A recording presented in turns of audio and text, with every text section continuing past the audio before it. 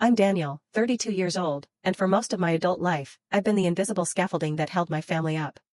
Never the golden child, never the one they bragged about, just the one who made things easier financially. I never minded at first. I had a stable tech job. I didn't have kids, and honestly, I liked helping. My mom had always struggled, and my uncle, her brother, had been in and out of work for years. They shared an apartment after my grandma passed away, and it felt good to know I could keep them afloat. I started covering their rent back when I was 25. It was only supposed to be for a few months, just until they got on their feet again. That few months quietly turned into 7 years. The thing is, I never asked for anything back. Not praise, not gratitude, just a simple thank you every now and then would have been enough. But over time, even that disappeared. They stopped updating me on anything. My uncle wouldn't even answer my texts half the time. I'd get a Venmo request or a passive-aggressive message from my mom saying, "Rent's due tomorrow." Like I was some sort of automated system.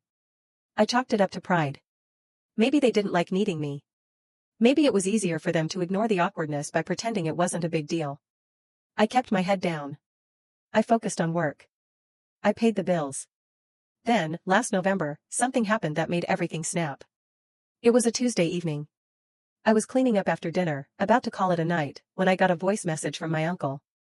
No text, no context, just one of those short audio clips he rarely sent. I assumed it was some quick question about rent or groceries. I hit play on speaker while rinsing dishes.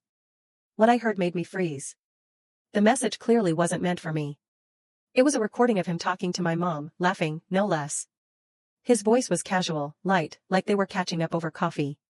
And then he said, "Well, damn. Cover it." He always does. The guy's basically a burden with a wallet. My mom laughed loud, sharp, real. Yeah. Yeah. He owes us anyway after everything.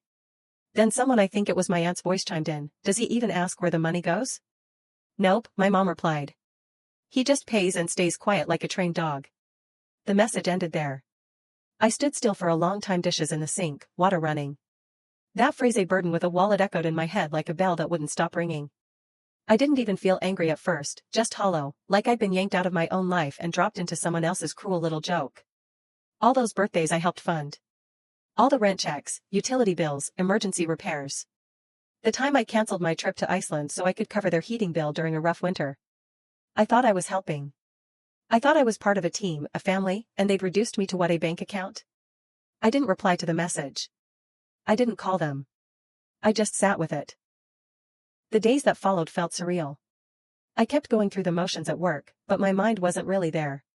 Every time I tried to focus, I'd hear that laugh, that mockery, that smug assumption that I'd keep paying no matter what. And the worst part, they weren't entirely wrong. I had kept paying, silently, routinely, but not anymore. I decided I needed time to think, not just react.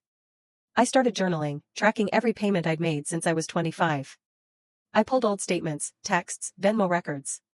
The total made my jaw drop, over $90,000. $90,000. I could have bought a condo with that, a new car, started a business. Instead, it all went to people who didn't even think I deserved a seat at the table. Still, I didn't say anything. I kept paying through December like nothing had happened. Then came January the 3rd, specifically. That's when my mom usually texted me, "Rent due by Friday. Don't be late." Only this time, she didn't text. My uncle did. He sent a casual message, "You sending the rent?" I stared at it for a while, then locked my phone and went back to my coffee. The next day, he texted again, "Need to know. The landlord's been on our backs." I said nothing. On January 6th, I got a voicemail from my mom. Her voice had that forced softness she always used when trying to be nice, but you could hear the annoyance under the surface. "Hey, Danny. Just checking in. Hope everything's okay. Let me know when you're sending the rent." "Okay." I still said nothing. On the 8th, things started to shift. First came the guilt trip texts, "Daniel, we're worried. This isn't like you. If something's wrong, you can tell us." Then the manipulative ones, "You know the landlord doesn't wait. We could be out on the street. Is that what you want?" And finally, the anger. By the 10th, I had a full voicemail inbox, my uncle shouting into the phone, "What is wrong with you, Dan? You think this is funny? Playing games when people rely on you." Mom left 3 messages in a row, "After everything we've done for you, after raising you, feeding you, this is how you repay us." That one really got to me. Raised me? She left me with grandma from age 9 to 15 while she got her life together. I lived on frozen pizza and shared a room with 3 cousins while she partied in Miami with her new boyfriend. But sure, she raised me. Still, I didn't respond. Not yet, because I wasn't done preparing. While the messages poured in, I was busy quietly contacting their landlord, quietly closing the shared utility accounts I had opened in my name, quietly securing all the receipts and bank statements that proved every payment came from me, and not us, like they always claimed. Quietly getting ready to take back my silence and turn it into something far louder. And then came January 13th. Rent was officially late. Their landlord called me.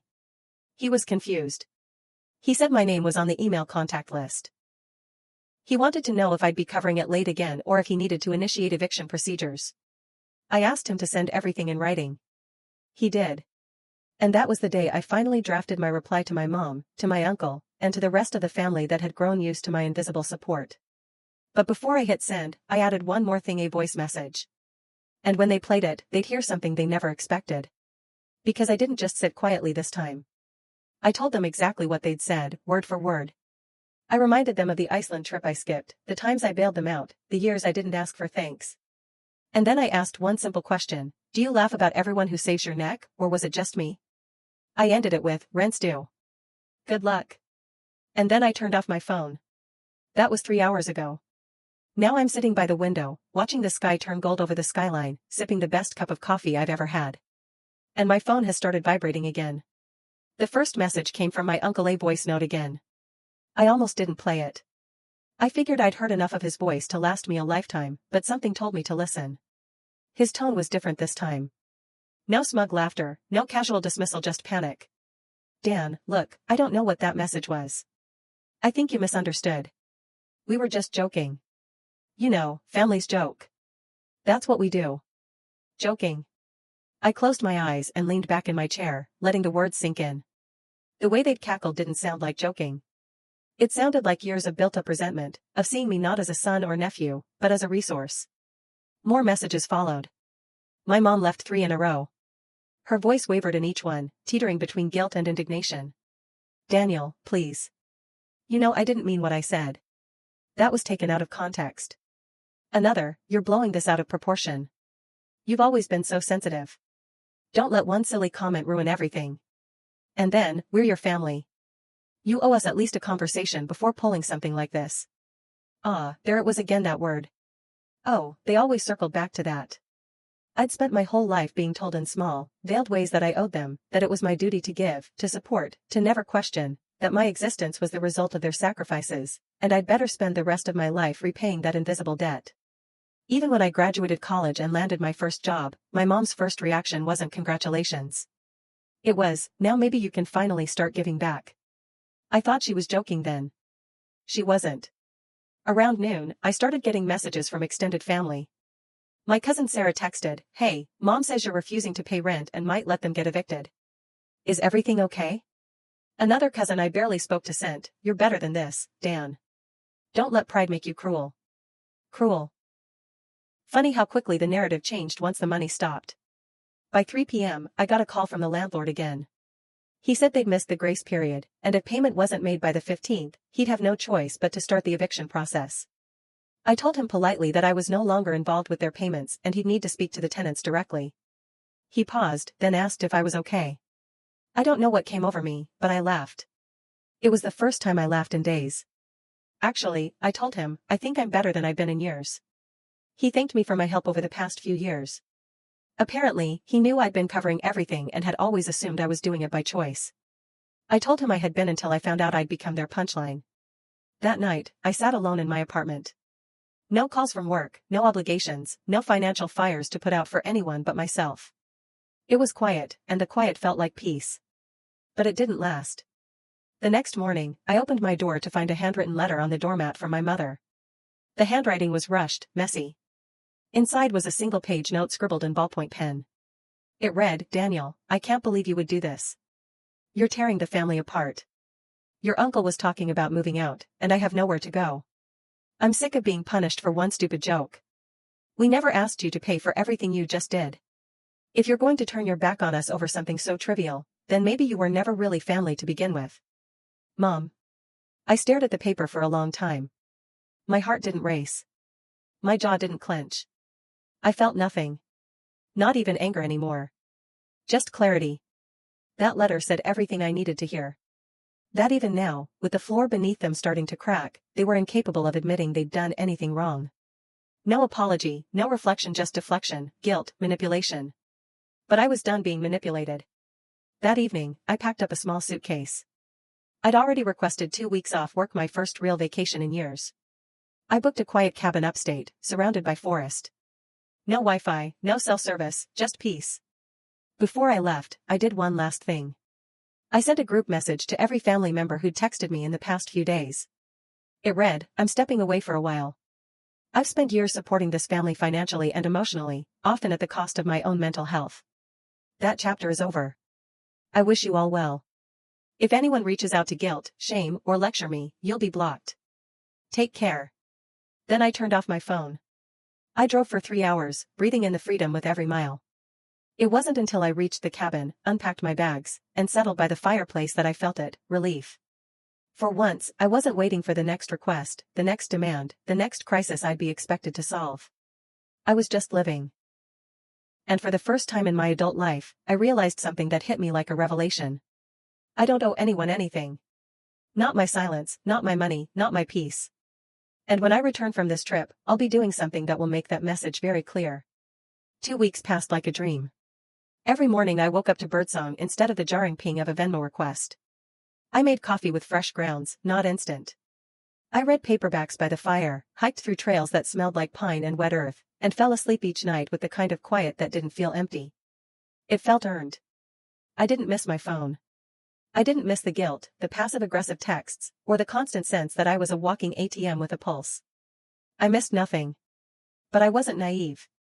I knew peace like this couldn't last forever. When I drove back into town, I stopped at a rest area and turned on my phone.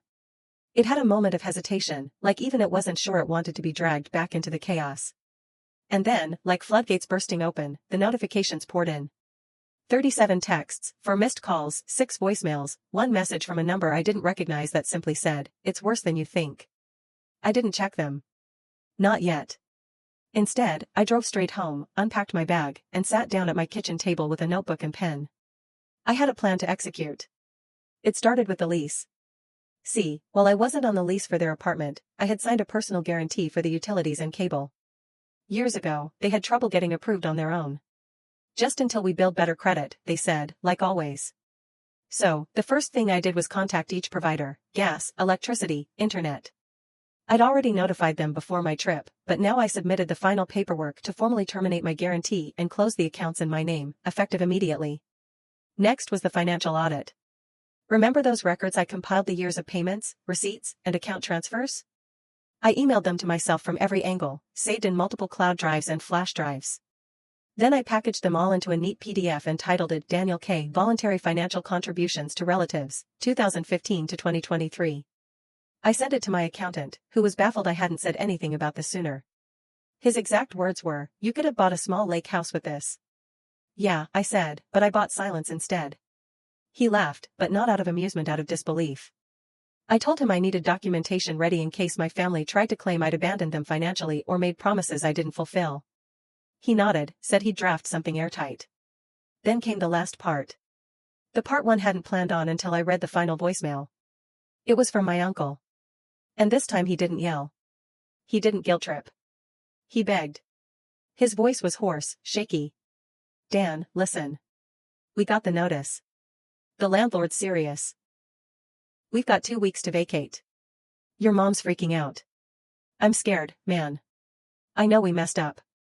I know we said things we shouldn't have, but please don't do this. Don't make us start over. We've got nothing without you." That last sentence stayed with me. We've got nothing without you. Not we miss you. Not we were wrong. Just that we've got nothing without you. Which meant everything they ever had was mine. So I wrote a letter, not a petty email, a real printed letter, signed by hand, delivered by registered mail. I sent one to my uncle and one to my mother. It read, "You referred to me as a burden with a wallet, but I carried the burden and you emptied the wallet. For years, I believed that helping family was the right thing to do. That loyalty meant silence. That love meant self-sacrifice. But love without respect isn't love. It's control. I am no longer available to be your safety net.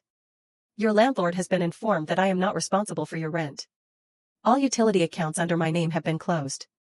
You are adults. You will find a way, or you won't. Either way, I'm no longer involved. I wish you clarity. I wish.